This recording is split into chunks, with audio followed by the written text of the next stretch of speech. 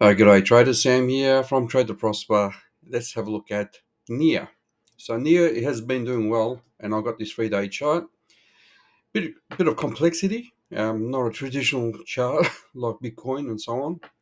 However, with the 3-day chart, I do see that the RSI is making a bit of sense here, and I do believe near the bottom is in, and I think a lot of alts have bottomers have come in, and the likely scenario is that we get a bit of a relief rally or a rally to a point where we'll get a pullback. So when we look at near, you can see this mid-range, all this band here is going to be strong resistance. And from the way I've done my Fibonacci, I'm making this at the 618 as a strong resistance at the moment. And then you can see potentially this stock reverse engineering. We're going to see that as a strong resistance. And anyway, let's go through it. So what we have is the RSI has actually broken this trend line. There's two of them, and that's my methodology. I usually find two. And what we've done is we have broken above it. We've come to this 3-day resistance, and it could be a weekly resistance. And if we look at it from a perspective like this, if we just to extend that, you can see that band has a lot of confluence as resistance. And if we were to break above it, it's going to be a fair bit of momentum to the upside. So the immediate resistance above that is here, which is about 7.6. So this does look like a bottoming formation. We might just do a cup and handle.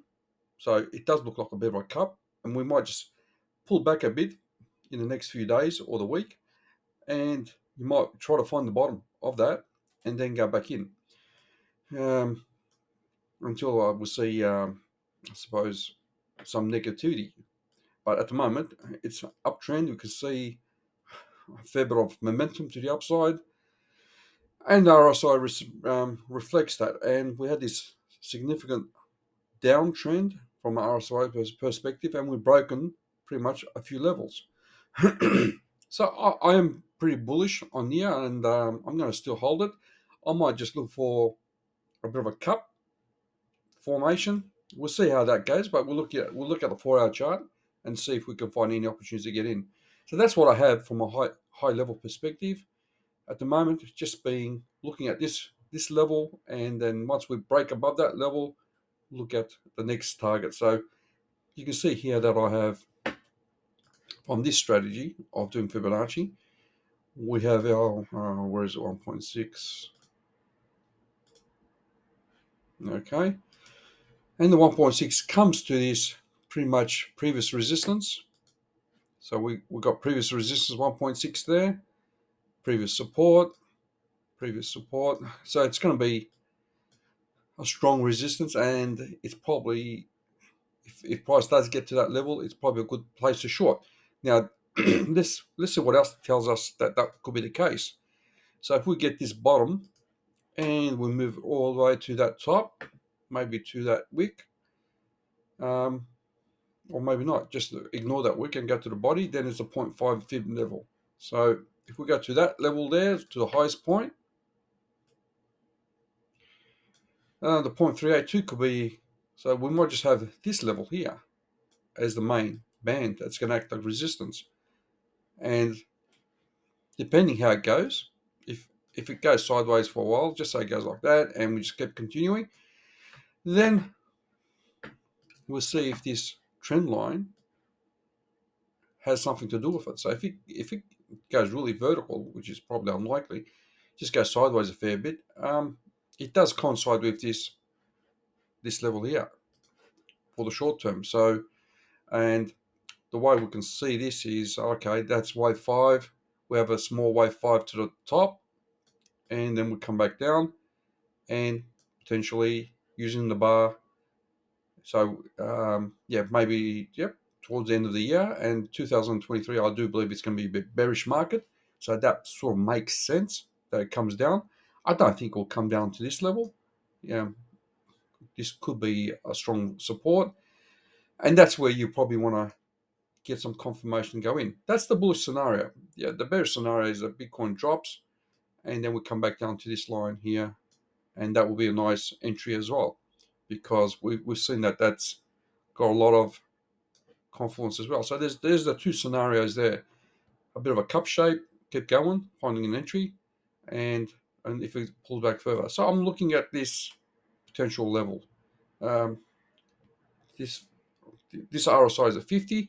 So what we're seeing is, since the RSI on the 3 days gone above the 50%, it's a change of trend likely. What we want to see is that we've got what, from a time perspective. I don't know why we didn't get that. Give us a sec. Where is it? Where is it? Here we go. Where's the time? Countdown bar. So we didn't get that. Okay, it's 1 day, 13 hours. Okay. So we're going to see how that closes. But this is my macro bullish perspective for the rest of the year. If I think Bitcoin, doesn't matter what Bitcoin does, it's close to the bottom either way. And if Bitcoin pulls down, it's not likely to pull down too much. And if it does, it goes down slowly, because it's not going to be very volatile. And I can't see the SP 500 and the rest being very volatile at this point. So it's going to be a bit of a boring slog all the way up for Bitcoin, and the likes of the alts. Some of them are going to perform well. So let's look at the 4-hour chart.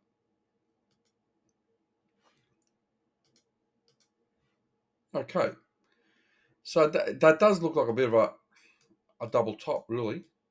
So we might just get that slight pullback. So let's see how that goes. But that trend line is the one that we want to watch. Now, I do think it's going to pull back a bit, which is okay. And we might find our entry.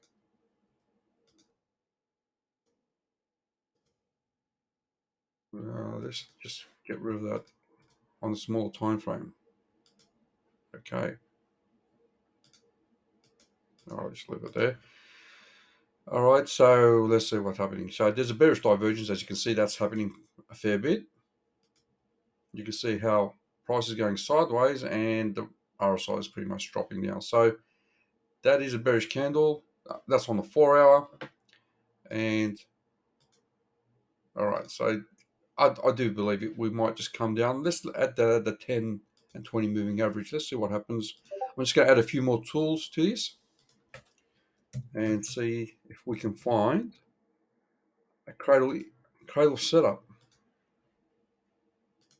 Well, that looks wrecked. It's not a good sign.